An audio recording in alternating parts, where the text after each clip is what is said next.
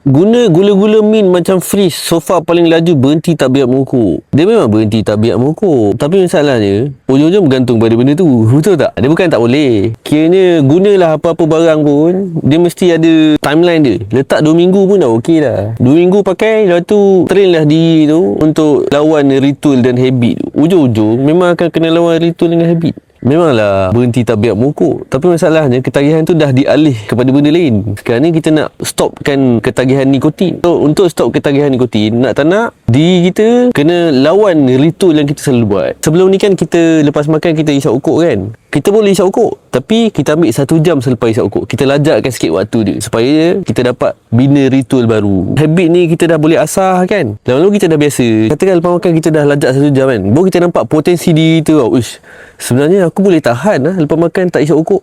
So dari situ kita unlock sesuatu tau. Itu yang memberi keyakinan bahawa sebenarnya berokok ni boleh berhenti. Kebanyakan ni orang-orang dekat luar sana, diorang tak pernah cuba pun benda ni. Lepas tu cakap saya tak boleh berhenti, saya tak boleh berhenti. Memanglah sendiri dah set kat otak macam tu, memang tak boleh berhenti lah. Jadi mana yang susah berhenti rokok, masuk live saya. Ada cara dia ni, saya boleh tolong korang, insyaAllah. Sebab saya bukan pokok tegar, saya bukan tak pernah isap rokok. Wanita berpasangan pokok masuk juga.